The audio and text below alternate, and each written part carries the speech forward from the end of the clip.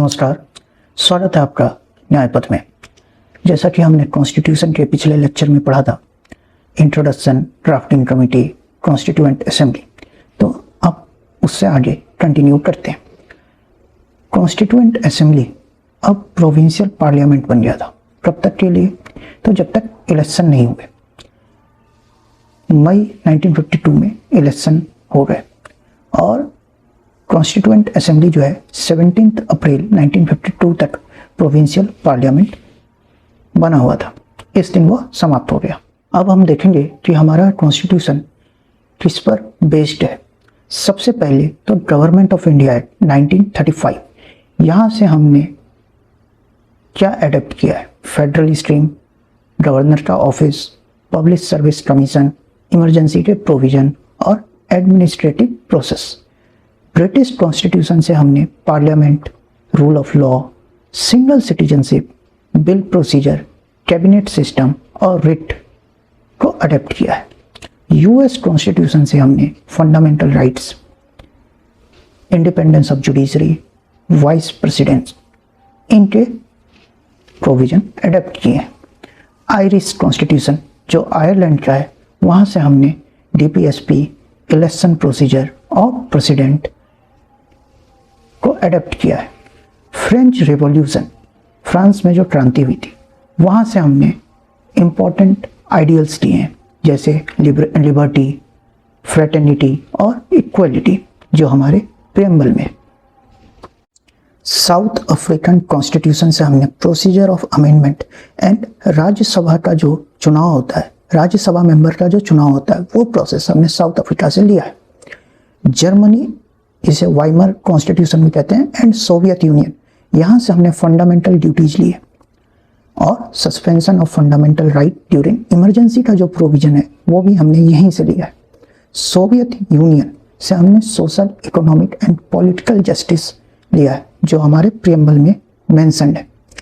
Australia से हमने दोनों हाउसेस की जॉइंट सिटिंग का जो प्रोविजन है वो लिया है, और साथ ही साथ 7th शेड्यूल में जो कंकरेंट लिस्ट है वो भी हमने ऑस्ट्रेलिया से लिया है। कनाडा से हमने advisory function of supreme court और federal system with strong centre का प्रोविजन कनाडा से लिया है। गवर्नर जो अपॉइंट करता है सेंटर, वो प्रोविजन भी हमने कनाडा से लिया है। कॉन्स्टिट्यूशन के कुछ साइलेंट फीचर्स हैं, आइए उन पे नजर डालते हैं। कॉन्स्टिट्यूशन ऑफ इंडिया ना तो ज़्यादा रिजिड है, ना ही ज़्यादा फ्लेक्सिबल है। रिजिड यूएस का कॉन्स्टिट्यूशन है और फ्लेक्सिबल ब्रिटिश कॉन्स्टिट्यूशन है। इंडिया दोनों के बीच का है, ना तो ज़्यादा रिजिड, ना ही ज़्यादा फ्लेक्सिबल। तो भारतीय परिप्रेक्ष्य में सबसे पहले फेडरेशन वर्ड का use government of India act 1935 में हुआ था। फेडरेशन का मतलब क्या है?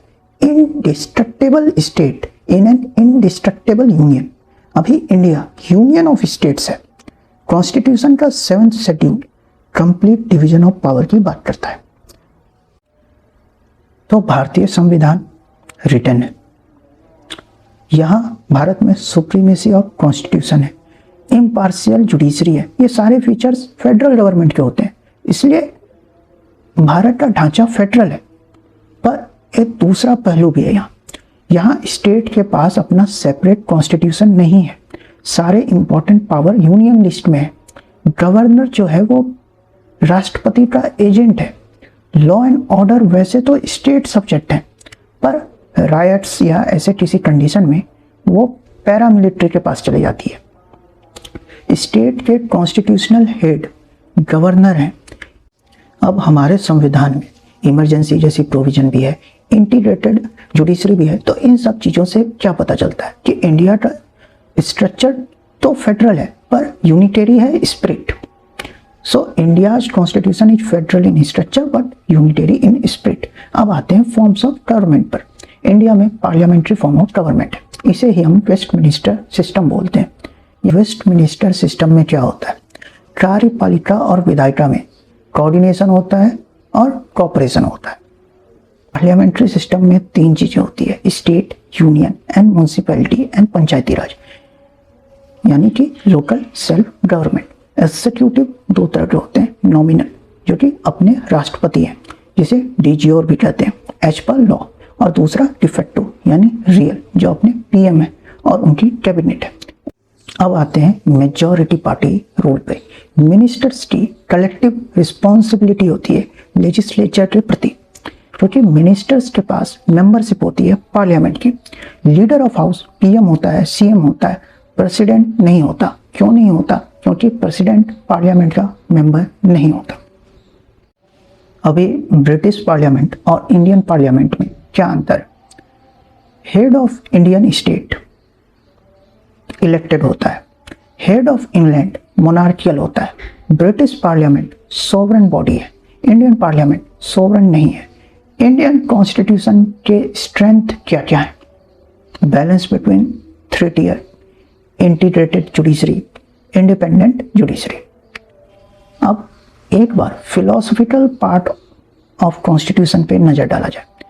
पार्ट 3 फंडामेंटल राइट्स, जिसे हमने लिया था यूएसए से, पहले ये 7 थे, अब ये 6 हैं। राइट टू प्रॉपर्टी जो डिलीट हो गई थी 44th कॉन्स्टिट्यूशनल अमेंडमेंट एक्ट 1978 से, आज की तारीख में राइट टू प्रॉपर्टी महज एक कॉन्स्टिट्यूशनल राइट है। लीगल राइट होती है जीनस और फंडामेंटल राइट है स्पेसी। फंडामेंटल राइट मुख्य रूप से स्टेट पे रिस्ट्रिक्शन लगाती है, पाबंदियां लगाती है, पर कुछ फंडामेंटल राइट जैसे कि आर्टिकल 17 वो इंडिविजुअल तक पे रिस्ट्रिक्शन लगाती है। जो आर्टिकल 17 बात करती है अनटचेबिलिटी की। उसके बाद दूसरी जो फिलोसॉफिकल पार्ट है वो है DPSP, directive principles of state policies. इसे पीआर अम्बेडकर ने नोबल फीचर्स बताया था संविधान का। ये इनफोर्सिएबल नहीं है पर गाइडलाइंस है। डीपीएसपी 3 तरह की होती है, गांधीयन, सोशलिस्ट और मॉडर्न या intellectual. Minerva mills versus union of India 1980 के केस में, इस केस में यह हेल्ड हुआ कि डीपीएसपी और एफआर फंडामेंटल राइट ये एक दूसरे के पूरक है, और डीपीएसपी भले ही इनफोर्सिएबल नहीं है पर इसका यह कतई मतलब नहीं है कि वो फंडामेंटल राइट से कमतर है। उसके बाद फंडामेंटल ड्यूटीज, जिसे हमने यूएसएसआर से लिया था, ये कम्युनिस्ट आइडियोलॉजी है। इसे 42nd कॉन्स्टिट्यूशनल अमेंडमेंट से जोड़ा गया था आर्टिकल 51A में। हमारा संविधान 22 पार्ट में डिवाइडेड है। ये हर पार्ट सेपरेट मैटर से डील करता है और ये पार्ट फर्दर चैप्टर में डिवाइडेड है। कॉन्स्टिट्यूशन में आर्टिकल्स हैं, दूसरे लॉज में सेक्शंस हैं। दोनों में क्या अंतर है? आर्टिकल अपने आप में कंप्लीट होते हैं, लिमिटेशन लॉ में भी आर्टिकल ही है। शेड्यूल हमारे संविधान में 12 हैं और ये पार्ट ऑफ लॉ होते हैं। शेड्यूल से याद आया शेड्यूल एरिया, इनका एडमिनिस्ट्रेशन ट्राइबल एडवाइजरी काउंसिल द्वारा होता है, जो 20 मेंबर जिसमें अधिकतम होते हैं। जैसे कि दार्जिलिंग का एडमिनिस्ट्रेशन गोरखा नेशनल फ्रंट के जिम्मे है।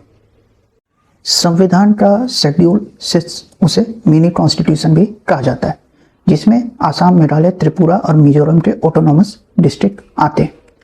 इंडिया की कोई नेशनल लैंग्वेज नहीं है, ऑफिशियल लैंग्वेज हिंदी है। शेड्यूल 10 एंटी डिफेक्शन लॉ की बात करता है। इसे चैलेंज किया गया था क्योतो हुलाहान के केस में, जहां पे शेड्यूल 10 को अपहेल्ड किया गया। अब आते हैं प्रियम्बल पे। प्रियम्बल क्या है? की टू एनी लॉ या फिर गेटवे ऑफ एनी लॉ। ये हमें लॉ का ऑब्जेक्टिव बताता है। एक आदर्श प्रियम्बल हमें क्या जानकारी देता है? Who is sovereign? सोवरेन कौन है? कॉन्स्टिट्यूशन इफेक्ट में कब आने वाला है? नेशन के पॉलिटी का नेचर क्या है? मोनार्कियल, रिपब्लिक, डेमोक्रेटिक, कम्युनिस्ट, या फिर गवर्नेंस जो नेशन में होगी वो किन सिद्धांतों पे बेस्ड है? आइडियल्स क्या है? सबसे पहले जानते हैं सोर्स ऑफ ऑथोरिटी। जब हम अपना प्रियम्बल देखते हैं और वो शुरू होता है we the people of India, तो ये जो वी द पीपल है यही है सोर्स ऑफ ऑथोरिटी। हम खुद, हम स्वयं, हम ही ऑथोरिटी, मतलब हम अपने आप को ऑथोरिटी दे रहे हैं। कॉन्स्टिट्यूशन अडेप्ट और इनेक्ट कब हुई? 26 नवंबर 1949 ये प्रियम्बल में बताया गया। कमेंस कब हुई? 26 जनवरी 1950 ये आर्टिकल 394 में बताया गया। 26 नवंबर 1949 को 15 आर्टिकल कमेंस्ड हो गए थे और जो बचे वो 26 जनवरी 1950 को जवाहरलाल नेहरू ने ऑब्जेक्टिव रिजोल्यूशन बनाया था। और हमारा जो प्रियम्बल है काफ़ी मिलता जुलता है ऑब्जेक्टिव रिजोल्यूशन से। तो ये कहा जा सकता है कि प्रियम्बल की जो परिकल्पना है वो ऑब्जेक्टिव रिजोल्यूशन से ली गई। आइए ऑब्जेक्टिव रिजोल्यूशन के बारे में थोड़ा और जानते हैं। हमारा जो कॉन्स्टिट्यूएंट असेंबली है इसने ऑब्जेक्टिव रिजोल्यूशन को 22 जनवरी 1947 को अडॉप्ट किया था। ऑब्जेक्टिव रिजोल्यूशन ने ही प्रियम्बल के लिए आधारशिला रखी थी। अब हम वन बाय वन प्रियम्बल के कुछ कीवर्ड्स को पढ़ेंगे। सबसे पहले सोवरन।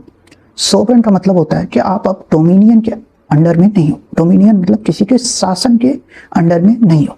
इंडिया के परिप्रेक्ष्य में बात की जाए तो इंडिया अब फ्री है टेरिटरी लेने के लिए और अपनी टेरिटरी देने के लिए। सोवरेनिटी दो तरह की होती है, इंटरनल, एक्सटर्नल। इंडिया हर तरह से सोवरन है। अब आते हैं दूसरे कीवर्ड सोशलिस्ट पे। 42nd अमेंडमेंट एक्ट 1976 में हमारे प्रियम्बल में इसे ऐड किया गया। दुनिया में कहीं भी व्यापार हो तो तीन चीजों पे वो चलता है, डिमांड, सप्लाई और प्राइस। इसे इस तरह से समझते हैं कि दुनिया में कहीं भी व्यापार होता है तो वो तीन चीजों पे चलता है, डिमांड, सप्लाई और प्राइस। लेसस फेयर ये कैपिटलिस्ट इकोनॉमी का एक कॉन्सेप्ट है जिसमें ये कहा जाता है कि इसमें गवर्नमेंट का कोई इंटरफेयर नहीं होता। 20वीं सदी तक दुनिया तीन तरह के लोगों में बट गई थी। टोटल हैव नॉट मतलब जिनके पास कुछ नहीं है, labour class. Some have not कुछ है कुछ नहीं है, मिडिल क्लास। और हैव एवरीथिंग जिनके पास सब कुछ है, जो थे इंडस्ट्रियलिस्ट। और ये जो इतनी विषमता थी आर्थिक रूप से लेबर क्लास, मिडिल क्लास और इंडस्ट्रियलिस्ट के बीच में, इस कारण हुआ फ्रेंच रिवॉल्यूशन। और फिर इंडस्ट्रियलाइजेशन आया। फिर कार्ल मार्क्स आए जिन्होंने दास कैपिटल लिखा है। फिर उनका सोशलिज्म आया जो दो पार्ट में बटा, फेबियन सोशलिज्म और कम्युनिज्म। फेबियन सोशलिज्म क्या होता है कि हर रिसोर्स वो गवर्नमेंट के पास जाएगी और फिर गवर्नमेंट उन्हें रीडिस्ट्रीब्यूट करेगी जैसी ज़रूरत है जिसकी, उस हिसाब से। फिर जब हम फेबियन सोशलिज्म के एक्सट्रीम फॉर्म में जाते हैं तो हमें मिलता है कम्युनिज्म, जो रिसोर्सेस में ह्यूमंस को भी इंक्लूड करती है। कम्युनिज्म के लिए इंसान भी रिसोर्स है। फिर 1930-31 के दशक में ग्रेट डिप्रेशन आया जिससे कैपिटलिस्ट इकोनॉमी लड़खड़ा गई और जो कम्युनिज्म था इस पर ज़्यादा इंटरेस्ट आया लोगों का। गांधी जी के अनुसार socialism is a tool to wipe tear from every eye. India ऐसी सोशलिस्ट कंट्री है जो गांधीयन और मार्क्सिस्ट सोशलिज्म के बीच की है। अब जो हमारा तीसरा कीवर्ड है वो है सेकुलरिज्म। ये दो तरह का होता है सेकुलरिज्म, पॉजिटिव, नेगेटिव। पॉजिटिव जैसे इंडिया फॉलो करता है, ऐसा सेकुलर कंट्री जो हर रिलीजन की रिस्पेक्ट करता हो। नेगेटिव सेकुलरिज्म जैसे फ्रांस वो फॉलो करता है, मतलब स्टेट और रिलीजन बिल्कुल सेपरेट होते हैं, नो इंटरफेरेंस। सेकुलरिज्म का एंड प्रोडक्ट होता है फ्रेटर्निटी यानी भाईचारा। अब आते हैं डेमोक्रेसी पे। ये भी दो टाइप के होते हैं, डायरेक्ट, इनडायरेक्ट। इनडायरेक्ट का एग्जांपल है अपना इंडिया। डायरेक्ट डेमोक्रेसी होते हैं जैसे कि इनिशिएटिव, रेफरेंडम, रिकॉल या प्लेबिसाइट। उसके बाद रिपब्लिक। रिपब्लिक क्या होता है? Sovereignty with in the people. Democratic polity जो होती है दो तरह की होती है, मोनार्की जैसे इंग्लैंड में और रिपब्लिक जैसे हमारे इंडिया में। जस्टिस की बात की जाए तो ये कम्युनिस्टिक आइडिया है जो 1917 के बोल्शेविक लेनिन रिवोल्ट के कारण उपजा था। जस्टिस तीन तरह की होती है, पॉलिटिकल, इकोनॉमिक और सोशल। अब आते हैं लिबर्टी, इक्वलिटी और फ्रेटर्निटी पे। ये भी फ्रेंच रिवॉल्यूशन से आया था। लिबर्टी जो कि बेस है 1215 के मैग्ना कार्टा का। इक्वलिटी झलकती है हमारे कॉन्स्टिट्यूशन के आर्टिकल 16 में। फ्रेटर्निटी को हम फील कर सकते हैं हमारे सिंगल सिटीजनशिप के प्रावधान से। प्रियम्बल में कुछ केसेस हैं। सबसे पहले तो रेफरेंस केस है री बेरूबेरी यूनियन 1960 का, जिसमें कहा गया preamble is a key to constitution, it is not a part of constitution. इसे ओवर रूल कर दिया गया केशव नंद भारती केस में जो 1973 का है, और साथ ही साथ LIC of India versus consumer centre 1995 supreme court के केस में भी। इन दोनों केस में यह कहा गया कि preamble is A part of constitution, it is non justiciable and preamble पर से is not a source of power. सारी बातों का लबोलबाब ये था कि preamble is A guiding principal which is part of constitution. तो आज के लिए इतना ही, फिर मिलते हैं। Thank you.